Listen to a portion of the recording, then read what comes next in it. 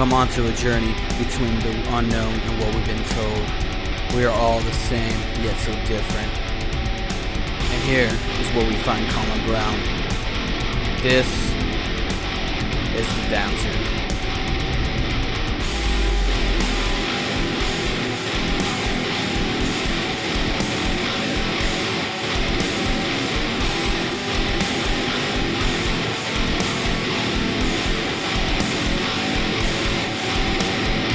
On this episode of Downtuned, we dive into a world of music during this time of hope, as well as some creepypasta and some weird mysteries as well. So lock in, sit back, grab a drink, and let's dive in.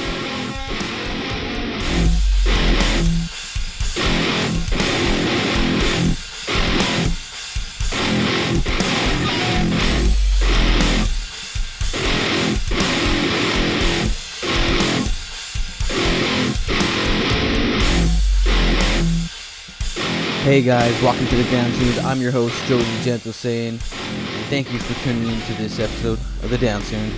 If you're new here, this is the episode we talk about random stuff mainly, from music, conspiracies, paranormal, and just questioning reality and perspectives in general. But I'd like to thank you guys for tuning in, and I hope you guys are being safe out there. Right now it's 4th of July when I'm recording, so there's a lot of fireworks going on, people doing that. Hope you guys are being safe. Hope you guys have been safe. Everything that happened with the protesting and all that stuff, I hope everyone is safe. But anyways, in this episode of Downtuned, I'm gonna dive into 2 songs that inspired me during these times, and at least for me, what's going on. And I don't know, dive into some conspiracies about like quantum level type of conspiracies, one with the app and one with a post on Reddit, and some mythological creatures and stuff, you know. I'm gonna dive into them, see if it's a possibility, if they actually do exist, and if there is a possible chance, at least. Damn, that was like loud fireworks right there. Sounded like freaking bombs going off. But I hope you guys enjoy this episode, and let's get into it. So, this first song I want to talk about is a song called "Some Kind of Hope" by Stick to Your Guns, and it spoke to me, like, at least when I was watching some live streams of the riots in Indianapolis when this first started happening. I was watching some person on Facebook that was like live streaming the whole thing. And yeah, like, that shit was really fucked up. Like, it's pretty crazy how everything could be changed and manipulated to make it seem like this happened or that happened. And like, how it makes it seem like, oh, the protesters are violent, only the protesters, but it's like both sides are violent, you know. And I can understand both sides at the same time, and it sucks, you know. It really sucks because we're in a time of change.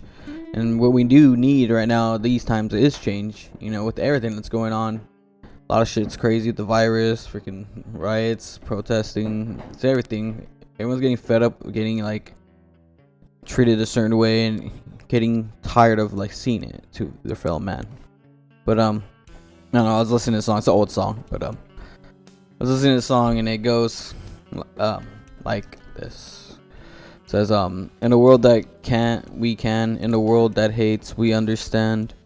We are some kind of love. We are the end of the rope. We are some kind of hate. We are some kind of hope.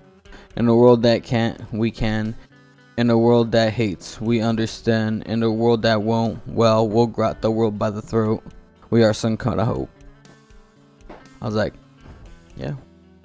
It's like exactly how I felt with everything that was going on, between everything from the political systems and everything. I don't really like politics and stuff like that, but I think it's really sucks that everything that's going on, whether side you believe in, like whatever they call whatever side, whatever. I really don't know anymore about parties and the political system, because I neglect to fall into anything like that. I don't really trust anybody but the ones people I actually know. So voting is kind of weird to me, and I don't really trust other people's thoughts, and I like my own perspective, and you know, it's up to you if you want to vote. And I vote for like laws and like freaking bills and stuff like that, like to pass. But I don't really vote for presidential candidates or anything like that. It's just my choice, you know. I believe it is, for some it may think it makes a change, and sometimes it does, but at the same time I feel like it's like not worth my effort to put in to that. It's one vote less for one, what, it's just like rounded off and end. So yeah, that's one song I really wanted to talk about, because I thought it was really like fitting for these times. But another song I wanted to talk about was a song called "The Conflict" by The Ghost Inside. A really good band. I like these bands. They're really old. And this one has a feature by Tom Green from Sleeping Giant, which is a Christian metal band. My father actually likes them. Pretty funny. My dad likes metal and stuff, and you know, he grew up a metalhead, but he looks all like cholo-ish and shit. But it's pretty funny. Anyways, but this song is about like you know, like freaking, you know, two religions. One person's like believes in God and stuff like that, worships God. The other one, you know, feels like they can do everything themselves and all that shit. But the chorus, I think that's the one that really speaks to me in a way. Like, it's just weird. Like, it says, "We walk through waters to bridge a gap between lives on separate sides. And when it comes to this, there will be no war, and there should be no pride. You always hated what you never known. You never loved what you would never shown. Drop your guard and be as strong as we. Finally free." And like I said, that spoke to me during these times too. And I feel like that's the way we should think about treating each other in general. Like, I hate this whole talk of racism. People even talking about like all lives matter, only Black Lives Matter. Everyone matters. Like, it really, people neglect to realize that no matter what, all lives matter. It's just people are saying that for the movement, and I feel like when you respond to a certain way negatively, it's kind of bad. You should show like, yeah, okay, yeah, that's true, that's wrong, you know.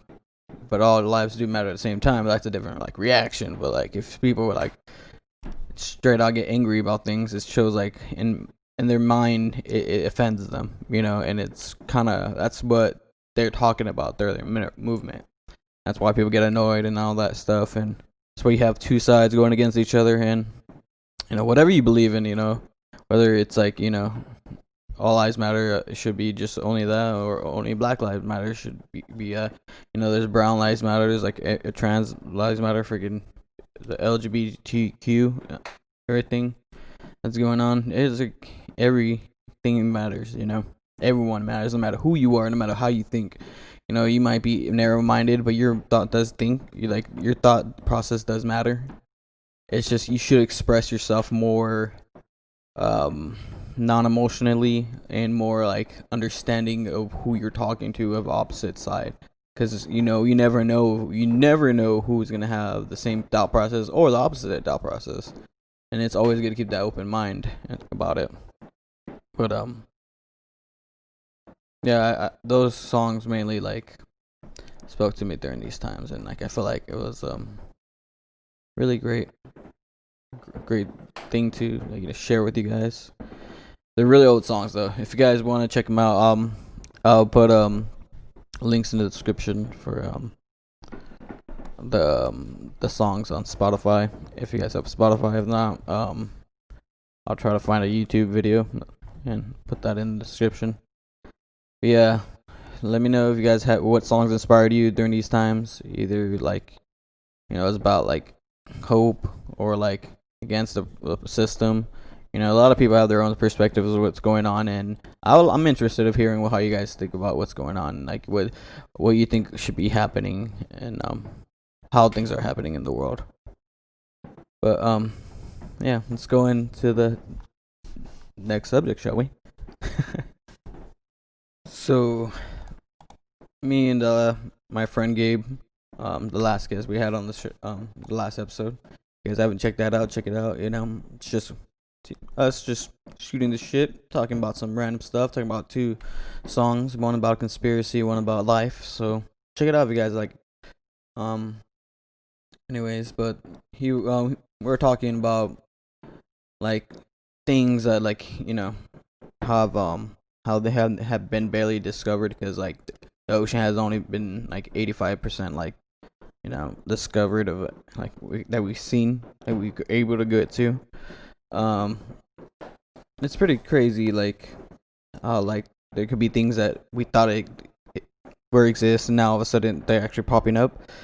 So we're talking about like, oh, what if things that we thought were fake in the world were actually real? And I was like, yeah, it's a good thing. And he brought up like the Loch Ness monsters and stuff like that, and I was like, hey, that's a good one. And I was like, nah, I can't really get into that one because I would have to do more research than what I actually know right now. And I think the first thing that came to my mind when he actually said that was like mermaids, where like everyone knows like mermaids and shit like that. But like not that many people know that in different like cultures there's their own versions of mermaids. Like it's not exactly look like a mermaid, but like it's like a concept of a mermaid, and almost like around different areas, which is kind of unique. The first one that came into my mind was, like I said, mermaids. So you think about that, you think about sirens from Greek mythology, which is interesting. Like they're actually not really mermaids. Are actually kind of like bird-esque creatures. When it says like they're usually depicted with a women's head, bird feathers, scaly feet. Yeah. It's like really vague. But it's supposed to be like bird feet type in the way, at the end. But it says like around like the middle ages and stuff like that. That's when they started depicting them as like actual mermaids. Don't really know why. Which is interesting though. But Vikings still have like their own version of the mermaids too that they bumped into. That's pretty interesting though. So I thought that was like the first thing that came to my head. So I was like, oh, where else would they like say mermaids exist and stuff? So checked out Japan. I went to Japan because I like anime. As you can tell, I like anime. And I like cartoons and weird shit. So I talk about weird shit. Anyways, but it's one I found. It's called Ningiko or some shit like that. Honestly, I don't pronounce things right. I'm sorry. I will put it right there on the screen. But anyways, the translation is supposed to be human fish, which translates to like a mermaid, basically. It's a fish-like creature from Japan, and so it's supposed to be like a monkey mixed with the like fish. So it's like how do I explain it? Okay, if you had a goldfish, like the ones from Japan, or a catfish, like if you have like I guess a catfish, big ass tail like that, but it's like mixed with kind of like a monkey mixed with a human type like face, and like it's supposed to be like if anyone eats it, it's supposed to be like wait, what does it say right here? I'm sorry. It says its flesh is pleasurable tasting, and anyone who eats it will be attain remarkable longevity. Yeah, I'm like, that's pretty trippy. But it says if it's catched, it means it'll bring a storm or misfortune. And then they said so fishermen usually throw them back into the ocean. And it says if it washes up on the beach, usually means like some like war is gonna happen, or like some like catastrophe wise, So I thought it was pretty interesting to have that. And then I found this other one I thought was pretty funny. I'm not gonna lie, I'll share that one with you guys too. It's from Japan. It's called the kappa, and this one, it doesn't look like a mermaid, but I thought it was pretty interesting to like to talk about. But so it's called a kappa. It's supposed to be river boy or something like that. Like there's like different ways to pronounce it. I guess it's supposed to be river child. The way kappa is kappa. I don't know. I'm not pronouncing them right. 100% guarantee that. But anyways, yeah, this thing's supposed to be like like a turtle-like type of human thing. I don't know. Like it has arms, legs, crawls on its arms and legs. It has like a turtle-like shell thing. Its face is kind of human-like. It's supposed to be like a demon, apparently, or something equivalent to a demon. But it has a dish on its freaking head, and the dish it has like some liquid. And if it says if it's lost, it's how it's weakened, or that's how you cause damage or kill it.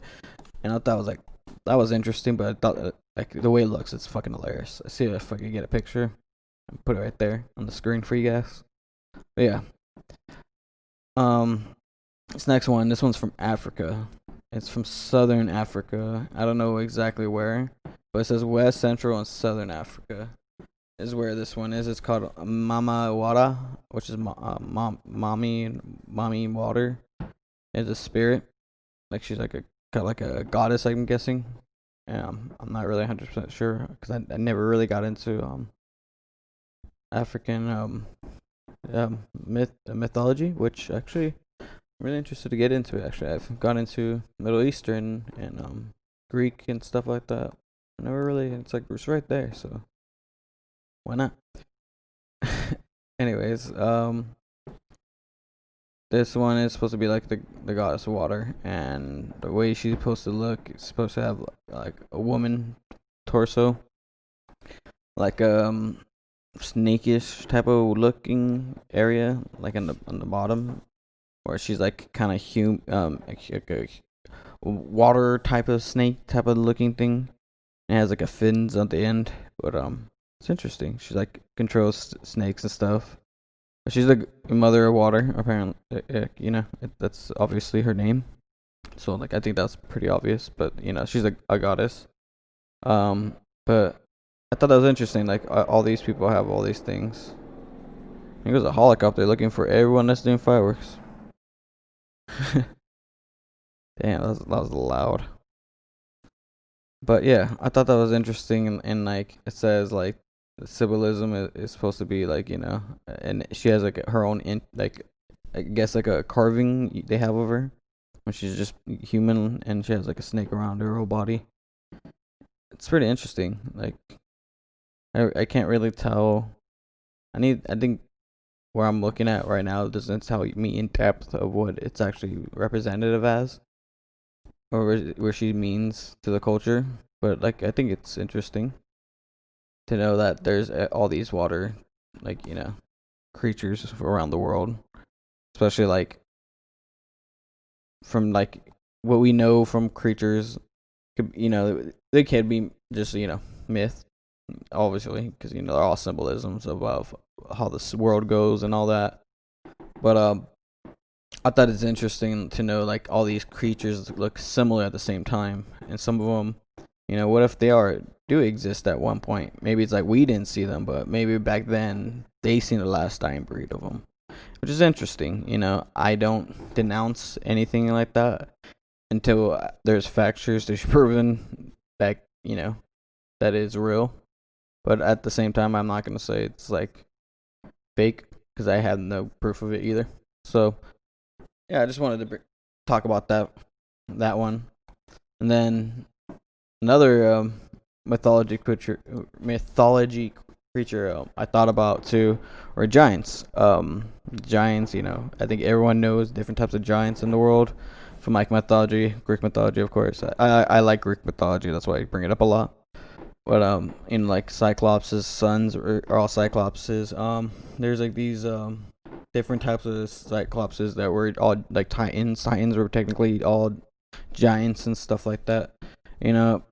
All the symbolism about being tall and stuff like that. And then there's stuff in Egyptian stuff, like talking about their gods, how tall they are. It's supposed to represent their strength and like how important and powerful they were to like the society at the time, or to that certain region.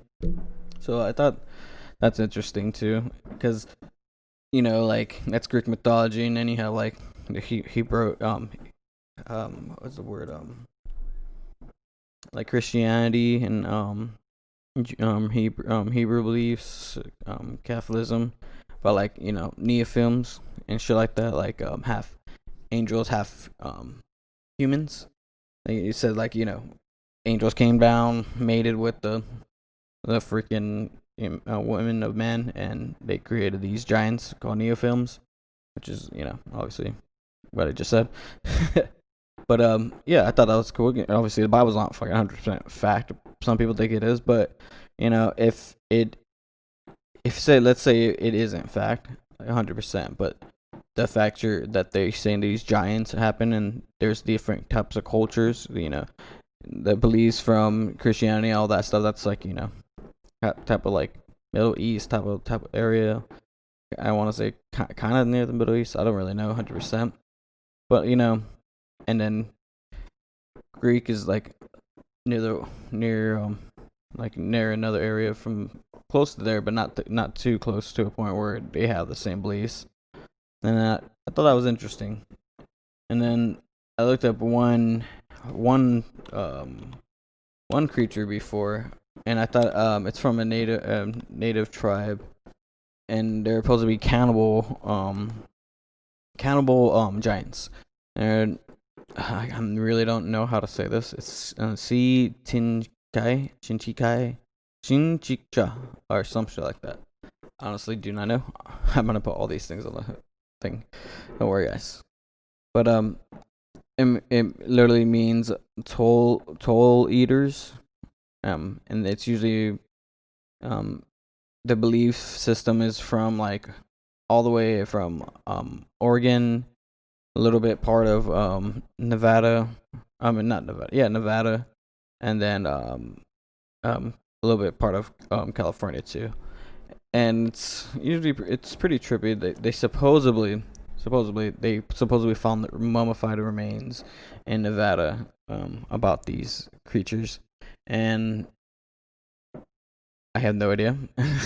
I really don't know, but it says like they roar. I'm not 100% sure on that one, but that's interesting. Like, you know, they're cannibalized giants, and that's in America before you know any like known like settlers were here. So the fact that happened, and the fact that they found these mummified remains in 1911 to 1912, it's pretty weird.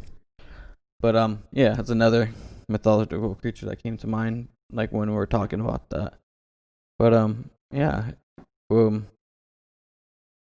what do you guys think about that stuff? Like, do you guys believe in mermaids? Do you guys believe in giants? Do you guys believe in any like creature that someone normally would say not that doesn't exist? Because like it's interesting. People have their own perspectives on things. You know, like people believe in Bigfoot. Some people don't. Some people believe in Loch Ness monsters. People don't. People believe like skinwalkers. People don't. People believe in like different things, and it's all based on their own personal, you know, aspect. And I don't know. I just want to share that with you guys, and I feel like if you guys have anything to say about that, you know, go ahead and comment. You know, email me if you have a story about something crazy. You know, I'd love to share it with everybody. But yeah, I think that was cool. Yeah, let's go to the next one now. So this next one really tripped me out when I first like heard about it, and I heard it from a YouTuber called Scare Theory. I'll put the video in the link in the description. And it's pretty trippy. Like, so it's basically a guy on Reddit. I'm gonna go through his story right now. Short version first. And you know, he normal guy first. Then he's brought some random stuff about crazy stuff about he was going crazy, and then he went MIA. So, yeah, this is his story.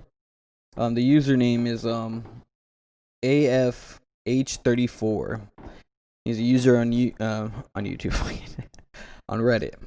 You go on Reddit and you'll see like all the posts I'm talking about. You know, I'll put that in the description as well.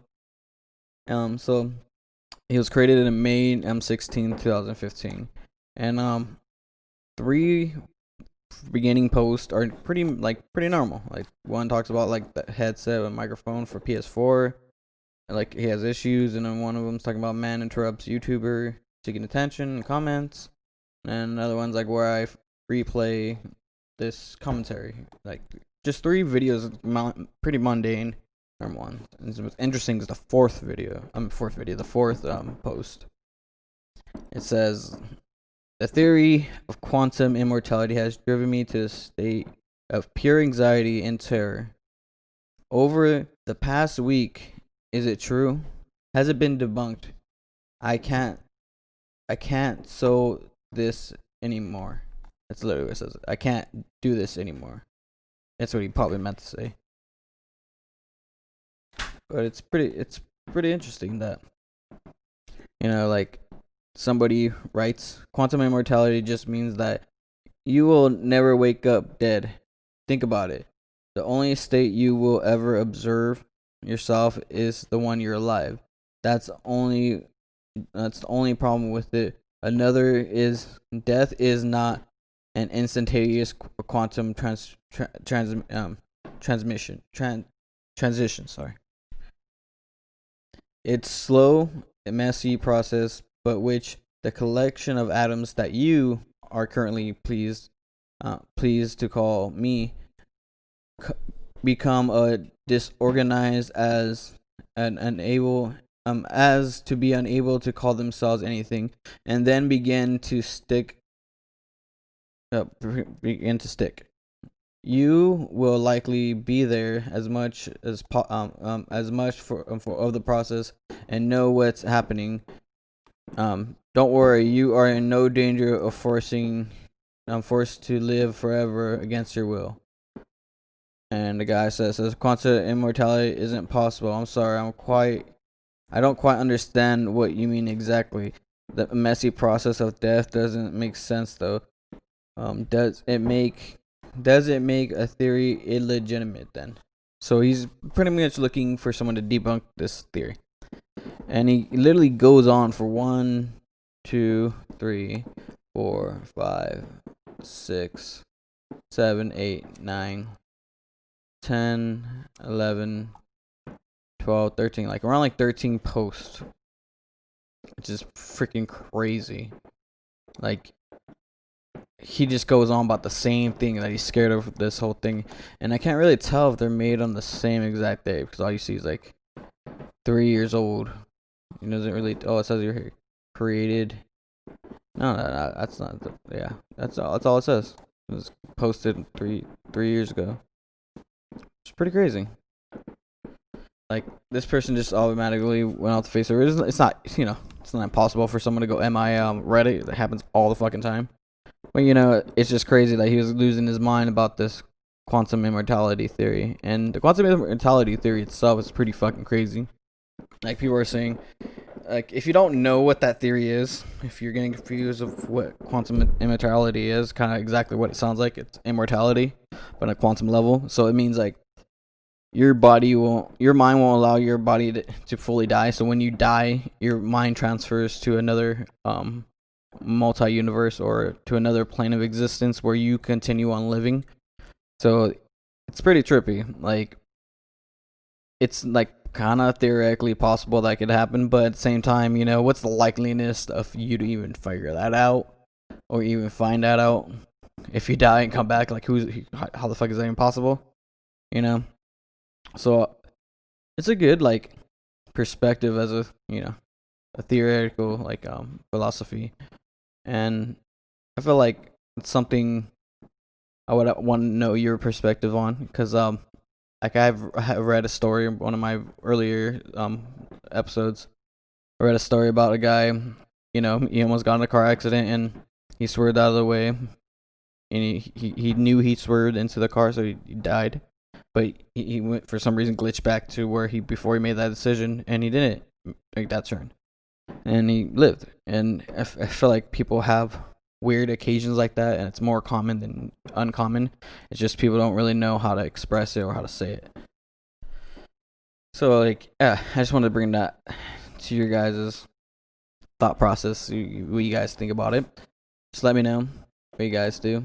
If you guys don't even care, that's cool too, because I think it's a good perspective on it. It's just like saying like hell, heaven, and hell. It could be real, but we don't know. We don't know until something actually proves to be heaven and hell to be exist. We don't know if aliens like take over our bodies, like some people said in those like weird shows. They talk about people come back at life after death. Like it should like things like that make me think. There's more to this whole process, because we all have different perspectives on the afterlife. We have different perspectives on life in general. So, whatever our subconscious wants to take us to, that's what our technically quote unquote heaven or hell is. So, yeah, let me know what you guys think about this theory. That was pretty crazy. So for this last one, we're going to go into a creepypasta. But before we do that, what do you guys think about paranormal stuff in general? Like, do you believe in paranormal stuff? Do you believe in ghosts? Do you believe in the unknown? Because I do, in an extent. I'm not like, oh, I'm gonna fall for anything that is shown to me. I'm kind of skeptic about it still, but I believe certain occasions there's a certain extent where I do believe, and I'd like to keep that in mind for this next one, because it's a creepypasta and it's called The Gateway of the Mind. And it's about a experiment that they did, and I'm gonna read through this, and it's pretty interesting because pretty scary. But yeah, let's get into it. It says in 1983, a team of deeply esteemed scientists conducted a radical experiment in a disclosed facility. The scientists have theorized that without access to any senses or ways to perceive stimuli, would be able to perceive the presence of God. So yeah, basically that's how the first line goes, and it's interesting. We'll probably skip through some of it because it's a semi-long one, and I really suck at reading, and I really don't want you guys to be bored, so I'll summarize some of it. But I wanted to read that first one word for word because I think that's a really good way to intro a creepypasta. Like, it makes it just sound like, okay, that's a weird experiment to conduct. It's scientists like, oh yeah, we can perceive God if you cut off all the senses, and if you can't feel any type of like stimuli, which is like happiness, emotions, or anything like from your body senses and stuff like that, which is fucking crazy. But yeah, they said basically if they believe it clouded the senses to eternal life. Like, all this 5 senses clouded your way to get to God, which is weird because if you're made in God's image and stuff like that, it's just kind of crazy. But yeah, a guy actually volunteered for this. He was an elderly man. He said he had nothing else to live for. He had like no family and all this stuff. He was alone, and what they did is like they pretty much did what they try to do. They actually severed all his senses. Couldn't feel nothing. Couldn't hear anything. He could talk, but they took to a point where he couldn't feel his the vibrations of his vocal cords, which is pretty interesting, which they don't go in detail of how he did that, but it's pretty crazy how far they went to extent. And for a while, like it says, for about 4 days after the man claimed that he heard like hushes, like faint voices that he couldn't really tell, and they assumed that he was going crazy, like schizophrenic and stuff like that. But they continue on, and then 2 days later after that, he cried, saying he could talk to his dead wife, and he's speaking to him, but they're thinking he's going crazy still. He's able to contact with his wife that already passed away. It's just like crazy enough theory as it is, but they weren't really convinced, to a point where the man that volunteered for this, he started naming off dead spouses, loved ones, things only certain people would know that already passed away. And that's to a point they were really intrigued that he's able to get this information, and it's pretty scary too. Like, if someone told me this stuff, I would be fucking scared out of my goddamn mind. Like, I wouldn't even know how to react. Like, I don't know about skeptics and like believing that stuff, and I'm pretty sure they just throw it off. But like, imagine if someone told you something that only someone that passed away, only you two know, and they told you something like that, and they told you something like only they would know. That to me enough, it would be creepy. I wouldn't say I would believe it, but it would creep me the fuck out, that the fact that they know that. But after a while, you know, he said he kept on hearing voices after a week, kept on hearing voices continually, overwhelming his hearing, even though his hearing was cut off.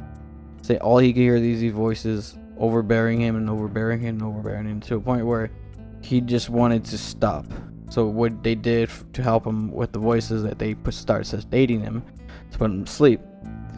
But it got to a point where not even the sedations were actually helping. He just kept on having night terrors after that, to a point where nothing was really helping him. He kept on dreaming of the people that were talking to him while he was awake. And then after a while,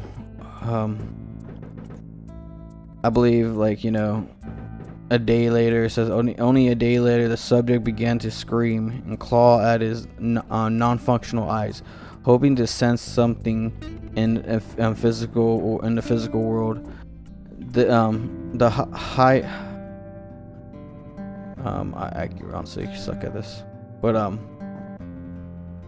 yeah, pretty much saying all the voices he's hearing of the dead are starting to become hostile. And saying, speaking of hell, the end of the world. And at one point, he starts yelling, "No heaven, and there's no forgiveness," for like 4 hours straight. And he keeps on begging for the scientists to kill him. But they were certain at this point that their scientists were going to speak to God through this man. A day later, so let me try to read this one word for word.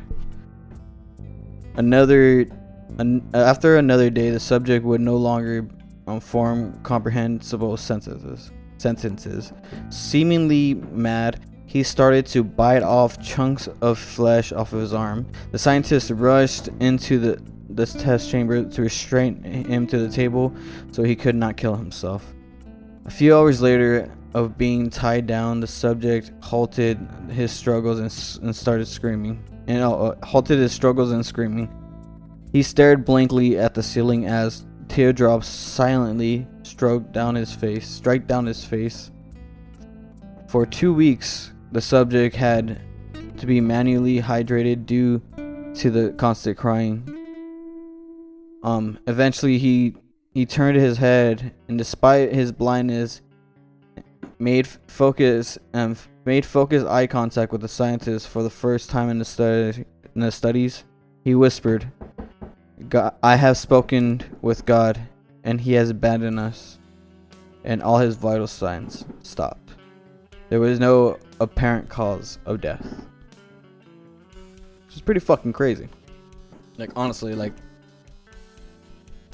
it's a fucking creepypasta, which means it's fake. But, you know, it's a good concept, and it's a good meaning. You know, like, the struggle to find God is that you'll take anything out of your life just to find God.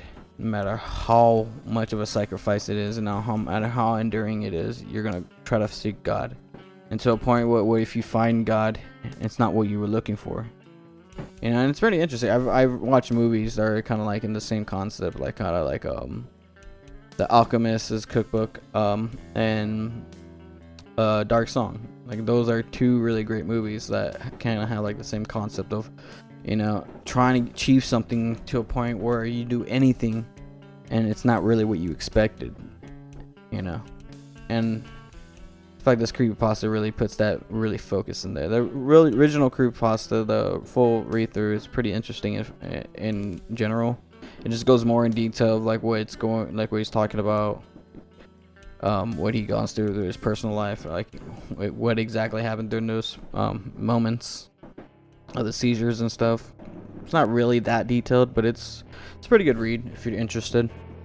But yeah, I just wanted to share that one with you guys and see what you guys think. And that is gonna do it for this episode of the Downtuned. Hope you guys really enjoyed it. Hope you guys are staying safe out there this day of 4th of July. Hope you guys have a good one. Hope you guys like, subscribe, and hopefully follow us on our Facebook. Post some random stuff there sometimes. Like always, have a great one. And always, stay tuned to the Downtuned.